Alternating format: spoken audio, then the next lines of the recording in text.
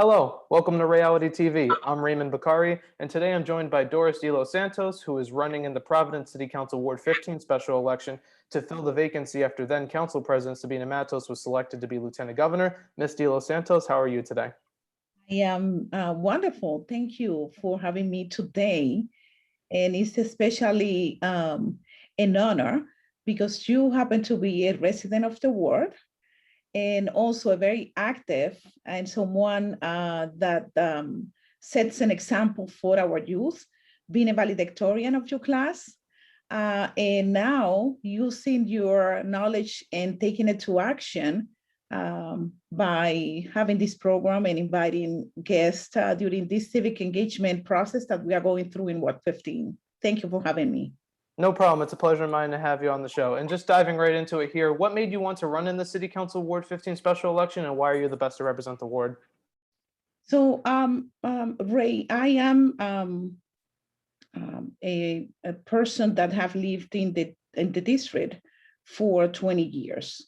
I'm a woman, I'm an immigrant, I'm a woman of faith that wants the best for the district. And I have seen personally the plight of the community. In this neighborhood is where my kids have been raised. And I want the best for the community and I want the best for the neighborhood. And I believe that Ward 15 needs someone that is ready to lead on day one, someone that cares and is passionate about issues of social justice, and that has at heart what is best for the community. And I think that we need someone that is able to understand also what the pandemic has done and how the pandemic has impacted the communities in the last year. We need to be able to build back, but build back better. And I believe that that person needs to have the life experience, but also the professional experience and the historic trajectory of working with the community. And I think that I am that person. And this isn't your first campaign for a seat representing this area. You had ran twice in the District 7 State Senate race against State Senator Frank Chacon in 2014 and 2016 and did well and came really close to unseating a well-funded 8-term incumbent. What are some of the key differences you see from those campaigns compared to this one? Well, there are things that don't change, right? So what hasn't changed is the fact that I'm someone that truly cares about the community and that I'm ready to roll up my sleeve to get the work done. That hasn't changed, and that continues to be the case. What is different, as I alluded before, is the pandemic. That when we emerge out of this pandemic, we need to be able to have the fortitude and the equity lens in mind to make sure that we are not leaving anyone behind. What is different also, of course, is the fact that the seat has been vacated by Lieutenant Governor Matos now, and that has triggered the special elections that we are facing. It is different because the period of time that usually you have as a candidate has been compressed in about 45 days. And so that means that you really have to get to work or continue to work, as in my case, because I don't see this as an opportunity. I see this as a continuation of the work that I have been doing for so many years in the community. And this special election is going to be a competitive one. There are 5 candidates running, you, Santos Javier, Oscar Vargas, Aisha Hall, and Cassandra Inez. And this is to fill up the rest of, serve the rest of Lieutenant Governor Matos's last city council term. And there will be another election in 2022 for a full 4-year term for the seat. Just out of curiosity, if you don't end up winning the primary for this election on June 8th, are there any plans to run in the 2022 election cycle for the seat? Absolutely. We need to make sure, again, that the right person is elected and that the person that is going to bring about results to Ward 15.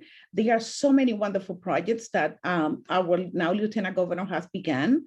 And again, the person needs to be able to bring people together. Olneyville Valley and Silver Lake is a residential neighborhood that have growth exponentially in the last so many years, where we have the Olneyville and the Eagle Squares. We have so many developments. The stakes are very high, and we need to make sure that the person that is leading the work on behalf of the residents of Ward 15 is the right person. And so, yes, I'm intending to run in 2022 if I don't result elected at this time. And now shifting to the issues facing the ward, there in city council elections, there's usually a lot of door knocking and speaking with the residents here in Ward 15. What have been some of the issues you've heard from residents here in Ward 15, and what are some of them that you plan to highlight in the campaign? That's an excellent question, Raymond. The platform that I'm presenting forward to people is a very holistic platform because I don't believe in one single issue. We really have to approach families and communities as a whole.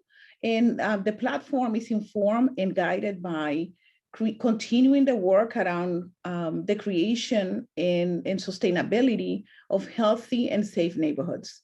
And within that, what I mean is that inclusive of clean roads, safe streets, a stock of housing available both for renters at a price or a rent price that is affordable for people. That includes increasing opportunities for home ownership for people so that we can create the vibrancy and the excitement and the pride that we should be having around the neighborhoods because we are all connected. My platform also is inclusive of small businesses. Small businesses have been hit very hard with the pandemic, and we need to create more opportunities to increase access to capital and remove barriers for small businesses that are located within our communities to access those programs. In addition to that, I'm proposing to making sure that we keep an eye on fair property taxes because it's a trickle down.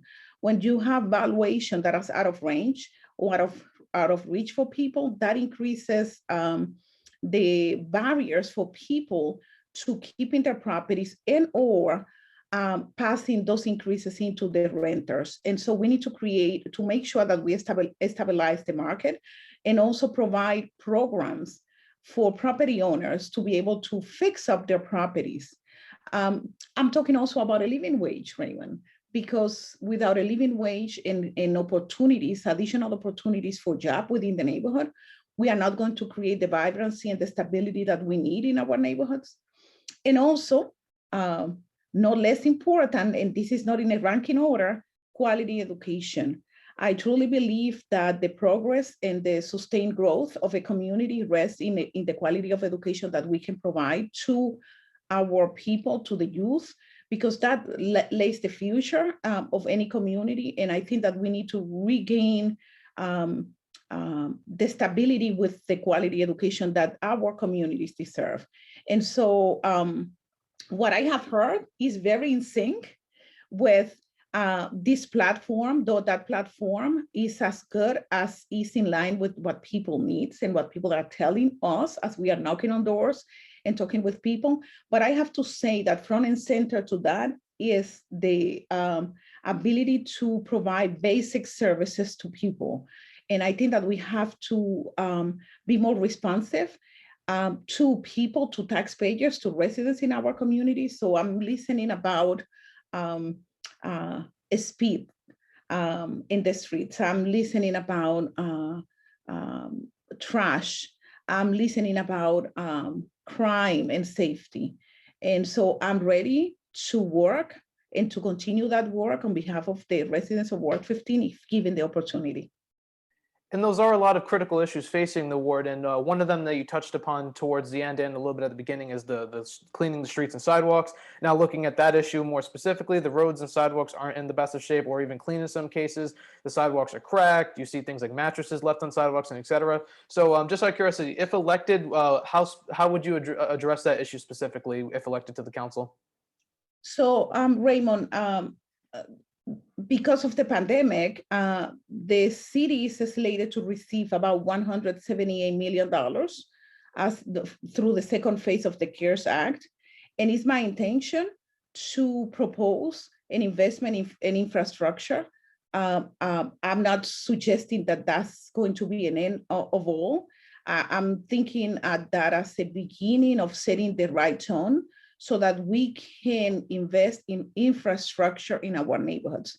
Another thing that is critical is the coordination of different projects that happen within the city. Many of those projects happen outside the city purview, but nonetheless, the city has a responsibility to make sure that we are holding institutions such as National Grids and others accountable when it comes time of coordinating those efforts. And time again, we see roads that have been paved, and 2 months later, you have a utility company coming down and doing work. And so what we found across the city is a patch over work that never goes back to its full use because it's patched, and then it takes so long, and residents being vocal. And so I think that the city needs to be more accountable and has more of a level of coordination when approaching those kind of projects. In addition to that, I believe that the city should be increasing the investment. Currently, mostly the investment that is put into the communities come from a $50,000 account that is allocated to individual council members. And I think that that's not even a drop in the bucket. It's not even it's not even making a dent into the needs that we have across the board, across the neighborhoods and across the city. So I believe that the city needs to start making a more serious effort in making sure that these accounts and this work receive the funding that is needed. And another issue that you had touched upon towards the end of that, not this last question, but the one before that about the issues was crime. This is more of a citywide issue. Another issue in the city is the push to defund the police, which has mixed reactions for a number of reasons. Where do you personally stand on if Providence should defund the police or not? So one thing that is clear is that the status quo isn't working. And that has been demonstrated not only with the national rhetoric that we currently have around incidents that have happened, and when we have seen that Providence is not no exception in that case, as we have seen with the case of Sergeant Hanley. So I believe that we have to reimagine the way that we deliver service, that the police deliver service, and the way that the police engages with the community. Many calls, and that has been researched and demonstrated, many of the calls that the police received shouldn't be even responded by a police officer with a badge and a gun. I think that we need to look at continue investing in programs to respond trauma-informed and that are looking at these calls with an eye into how do we create diversion instead of an increase into the criminal justice system. We know, and it's documented, that Providence and Rhode Island, for that matter, has a large problem with issues of social, emotional, and also addiction. And I think that it's time that we respond with the public dollars in a way that accounts for what is really happening in the communities. And that is a common point that you hear when talking about the issue of defunding the police, shifting some of the funds to providing like social service workers to respond to a mental health crisis or a drug addiction crisis. And not to sound like a broken record, because I have asked this follow-up multiple times when that point is being made, but isn't that still technically defunding the police because you're taking the money from one area to another? Because the money has to come from somewhere, right? That's being smart with the public dollars. I take that as being a smarter with the public dollars. I don't necessarily see it as defunding the police. I see it as being responsive to the needs of the community. And you know, there have been many studies also done comparing the city of Providence Police Department with other cities and towns across the nation of the same size, of similar demographics, and places Providence right about in the ballpark with respect to the investment that the city is making to the police. But then when you are talking about investing in the police and when we are not looking at the root cause of the problems, that are creating or leading to the reasons why these calls are being made, I think that then we are failing to the people. We need to be investing more in economic opportunities. We also need to be investing more into housing creation and affordability. We need to be creating more in our schools, in summer jobs and youth programs and so on and so forth, so that we can really get to do the tough work of lifting our community up and making sure that the dollars that we invest are invested in a more sound and responsive way, and that we are being responsive to the taxpayers. And that the smart investing, that is a good point to make when it comes to this, because this is an extensive topic with a lot of avenues to look at. So because the money has to come from somewhere, like I mentioned in the previous follow-up. So if, just out of curiosity, the city council were to have a vote to take money from the police budget to move it to another area, like you had mentioned, would you vote in favor of that or oppose it? So, and the distinction here is that so these programs are working in tandem with the police. And so if you look at other cities that have implemented the same program, it's not about reducing the police, it's about reimagining the way that the program is delivered. So looking isolated without knowing where the funding is going to be allocated is a tough call for me to make. My position is that we need to reimagine how the service and programs are delivered, and that as long as we are being true to the needs of the community, I'm all for it. Is there any specific place that you would personally want the money to come from, if not taking money from the police budget? It is within the police budget. So I'm talking about reallocating the dollars. I'm talking about reallocating some of the dollars that are currently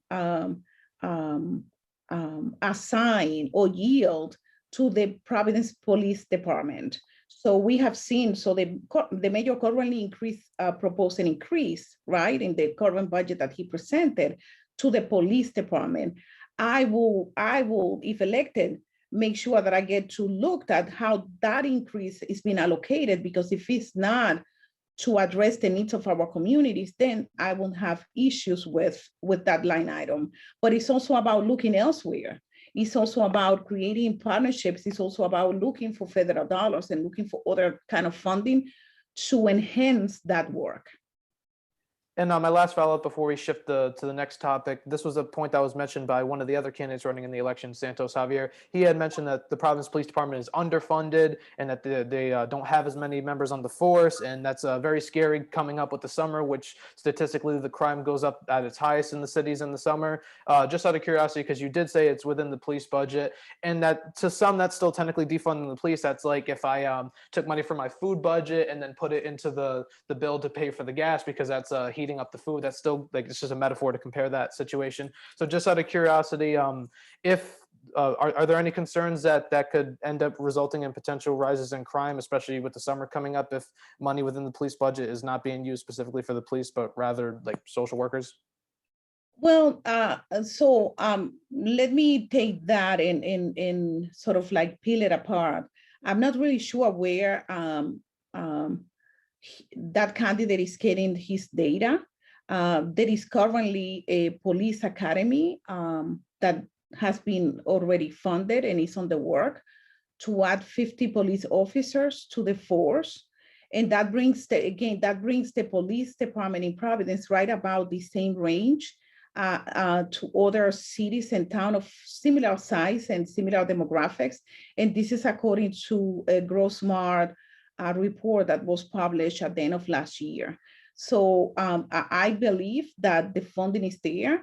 There is a new police academy on the works that is expected to yield about 50 police officers to the force. And now shifting to another issue that you touched upon in the issues question, which was quality of education. Recently, there's been more of a push against things like charter schools and school choice from those on the left, especially in Providence, where a lot of Providence politicians don't seem to be in favor of the expansion of charter schools, and also argue that the state takeover of the public school system should end. Touching upon the charter schools question first, are you in favor of or opposed to the expansion of charter schools in Providence, and why or why not? Hey, I'm in favor of increasing opportunities and access to our hardworking families. That's a constant with me. quality education is really core to and close to my heart. And I believe that is the fundamental foundation for attracting investment to the city and attracting and retaining good people, right? And retaining people, period, into the city. And so if we don't get our act together with education in Providence, we may be doomed. And so having said that, it is clear, and it was clear in everyone's eyes and ears, that the Johns Hopkins report clearly stated that the Providence schools were the worst in the nation. That was the ranking that was sort of given in that report, and that we were failing big time to our youth and families. And so I was a big proponent because I didn't see a way out for the state control. We needed to reset education in the city, and I honestly believe that the jury is still out. What I will say though is that both the state PPSD and the union needs to get to work seriously to bring about results, to renegotiate a contract, because that was the authority given to them with the state takeover, to be as aggressive as possible in negotiating that union contract to ensure that we increase quality of education for the 24,000 students that currently attend, give or take, into Providence Public Schools. So it sounds like you're more in favor of charter schools? I am in favor of charter schools. I have two kids that attended one time or another charter schools in the city and also out of the city because of the regional, the ability to attend schools in another town. I'm in favor of quality charter schools. I'm in favor of charter schools that are yielding the results of providing that quality education. And quite frankly, I would like to see more of the international charter schools, more of the TAPA approach charter schools than anything else, because that's where that's where real change impact, and that's where families really feel welcome and valued. And that's the kind of spirit that we have to pepper into our traditional public schools as well. And you also touched upon briefly on the state takeover. So just out of curiosity, do you think the state takeover should still be in place as of right now? I think that it should stay in place with a return ticket back to local control. I don't think that the state control should stay long term, because I think that there is a responsibility of the local stakeholders to ensure that we arrive to that journey, that we provide that opportunity to all kids and families. And so I will, if elected, what I propose is also to become very active in holding the stakeholders accountable to the work that needs to happen short and midterm, with an eye into bringing the schools back into local control. And now shifting away from the issues for a moment, the composition of the council leadership is different now, with Council President John Igliozzi being the council president and President Pro Tempore Pedro Espinal being the President Pro Tempore. Are you in favor of council members Igliozzi and Espinal being in those positions?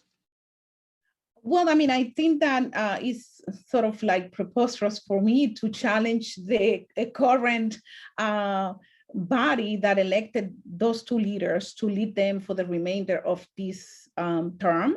So if elected, I'm committing to working very hard, to rolling my sleeves up, and to work with the current leadership, and for that matter, with the entire council, to making sure that we not only move Ward 15 forward, but that we move Providence forward.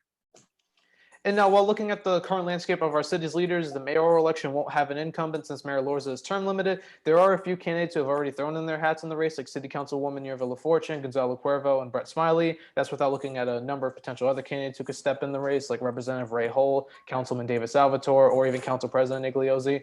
Out of all the current slash speculated candidates who either are or could run for mayor in 2022, is there anybody currently that you would personally support? No, I'm not. I'm very put into our race, the race of Ward 15. I think that is still too early. That lists have shrunk and grow at different times for the last 6 months. And so I will be looking forward to engaging at its due time. One thing though that I have to say is that I'm really excited because there is as you mentioned, a large group of people that care about Providence and that are looking forward to getting themselves out there.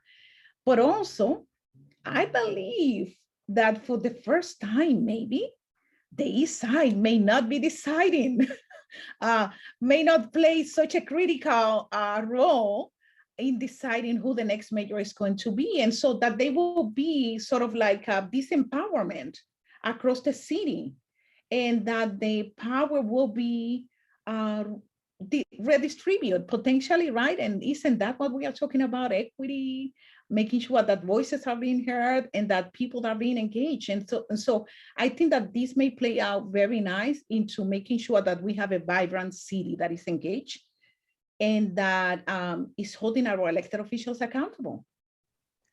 And just kind of a quick follow up on that. Is there a cutoff, like a cutoff date before you would put your support behind a candidate? Because it is a competitive primary, and after the September primary, it would pretty much be whoever wins that primary becomes mayor. Would you wait until after the primary to support the winner, or do you have like a date that you would decide to support somebody before the primary? More likely before the primary. More likely before the primary.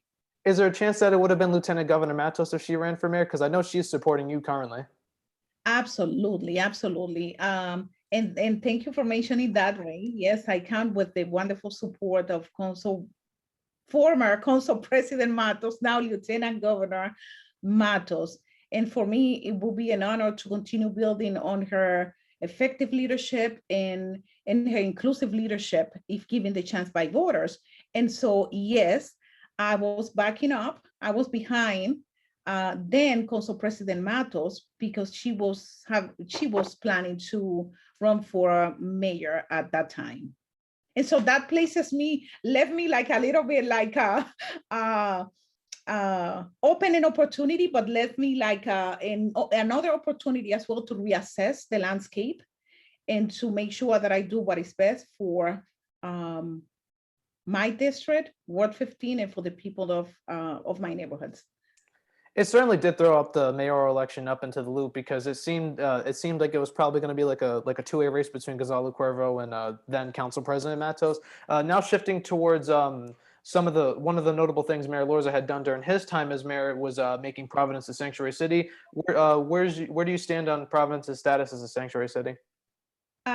So we need to value people, and we need to create the conditions to treat people with respect and dignity. And I think that those are part of the themes around creating or adopting Providence as a welcoming place for immigrants, regardless of their immigration status. And so I'm all for it, of supporting that approach. I'm an immigrant myself who came to the country looking for a better life. My mom came to the country, and we came because of my mom. Even though she came with a visa, she overstayed her visa. And so for a period of time, she was undocumented. And so we all go through different stages in our life. However, this country and this city has been built over the shoulders and backs of immigrants. And this is what Providence is. And so I'm all in favor of creating protections and making sure that we provide dignity and respect to all the people that live in the city. And the city's diversity is one of its many strengths, along with creativity, embracing the arts, and et cetera. And this is one of those issues that are on voters and residents' mind that does have multiple avenues. And this is one I've touched upon a few times interviewing other candidates. A lot of the critics, what they say their concerns are is how it's gone around the country in other sanctuary cities. They point to the example in San Francisco, California, a sanctuary city, saw Kate Steinle get shot and killed by an undocumented immigrant who had been deported multiple times in the past and was being protected by that city sanctuary city status. If something similar were to happen here in Providence, should the sanctuary city status be reconsidered or further actions taken? Well, I mean, there are two things here. So one is the federal laws and the existing coordination that happened, and the city has no direct say over those relationships, and those agreements are in place. And so I believe that if someone, regardless of their immigration status, commits a crime, there is actions have consequences. And so if you commit a crime, depending on the level of crime, then there are penalties for those crimes. And so regardless of the immigration status, people need to be held accountable. But I don't necessarily tie that to the status of the city per se, or the approach that the city or the state takes, for that matter, of creating that ecosystem that is supportive to providing people with dignity and respect.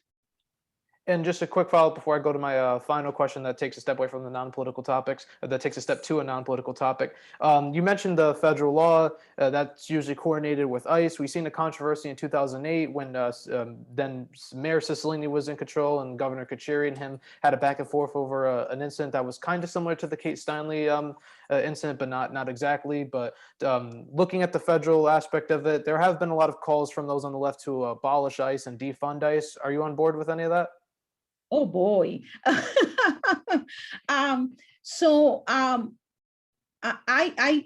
believe that we need to have better federal laws in the books. I think that we need to have, again, going back to what I said about, this is a city, this is a state, and this is a nation that has been built over the backs of immigrants. Immigrants, many times undocumented, many times not, but based on the back of immigrants. And the approach to immigration have changed depending on the wave, where the wave of immigrants have come, right? And so again, talking about systemic racism and dismantling that racism that exists within the different systems.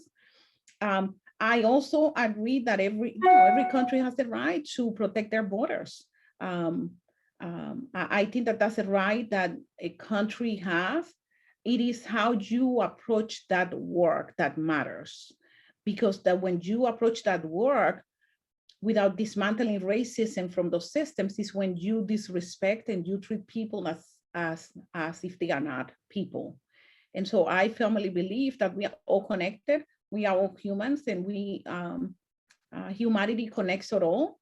And I think that we need to bring to positions of leadership and elected office people that will have not only the economic recovery, right, that economic mentality, but also the human policy, the sensitivity of human policy approach to the work. And just kind of circling back to the initial question, because you did mention the federal, not in this answer, but the one before about the federal law being a big part of that. If someone were to commit a crime, regardless of immigration status, just kind of circling back to it, abolishing or defunding ICE in favor of or opposed to? The same. So I'm proposed of reimagining the way that we deliver services and making sure that the dollars that are allocated to be treating people with humanity and decency. And so if we are talking about the ICE, because right, so everything depends on the concept that people have in their minds as to what it means. So if I'm taking ICE as the institution, the federal agency that kept people in cages, that led to that, right? That led to people being in cages that people were treating as not human, then I will say yes, but it is more than that under the functions of that federal agency. And so saying I want to just abolish that federal agency without looking at the other functions, then I will be doing a disservice, and I will be just being part of this all or none rhetoric that is happening now, that is being divisive. And so I think that we just have to make sure that as we approach the work, the tough work, that we are doing so in a way that we are being inclusive and honor all the work that happens within the different bodies, the different public bodies. Does that answer your question? Yep. And now shifting to the non-political topic, my final question is one that I ask everyone here on the show to take a step away from the political questions and keep tradition. And that is, in your opinion, what do you think Rhode Island is best known for? Oh boy, so many things.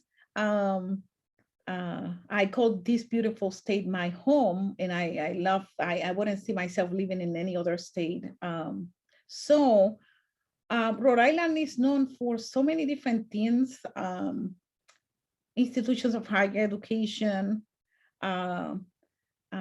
Newport, the ocean state, right? We are the ocean state, the water fronts, the cuisine, the calamari, and let's see, and diversity. I think that we even though we are such as the smallest state, hopefully that will continue being the case.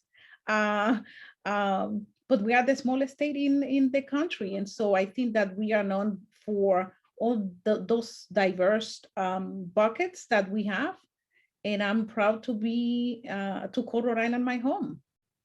And you had mentioned the cuisine, because those are all strong aspects of what Rhode Island is best known for. You mentioned cuisine in Providence. Federal Hills, one of probably the best places to eat in the city, in my personal opinion. You get a lot of great options of restaurants. Do you have a place that you personally enjoy to go to when you go to Federal Hill?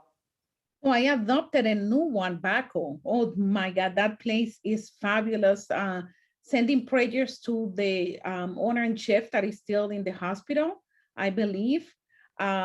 But Baco is a jewel in Federal Hill, but there are so many others. You know, you have Venda as well. You have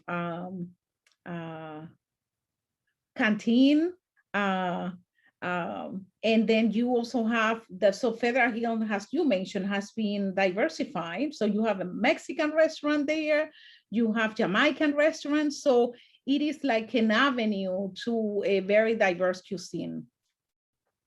And I got to mention, because they also have a lot of great Italian food there. Have you ever been to Caserta's? And if you have, what's your personal opinion on their pizza? And I swear I'm not sponsored by Caserta's, by the way, for those watching. I just really love the place. The best pizza in town.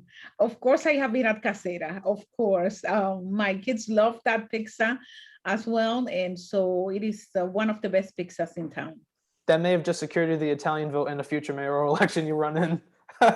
Ms. De Los Santos, thank you so much for coming on the show. It's been a pleasure of mine to have you on. Thank you so much. And if I may, a last message, I will encourage the residents of Ward 15 and the city, for that matter, and the state, to continue protecting themselves. COVID is real. This pandemic is real. And so I will encourage people to get vaccinated, to wear their masks as appropriate, and to continue protecting themselves. Now, for Ward 15 residents, of course, I would ask to vote on the primary election June 8th, Tuesday, June 8th, for Doris De Los Santos, because I will be ready to lead on day one and get to work very hard on behalf of all the residents of Ward 15, but also to move Providence forward. Thank you, Raymond. No problem. It's been great to have you on here. And thank you once again for watching this episode of Ray-ality TV. If you want to see future episodes as soon as they're posted on this channel, please click the subscribe button down below, along with the post notification bell icon to the right of it. I'm Raymond Bakari, and I'll see you on the next episode.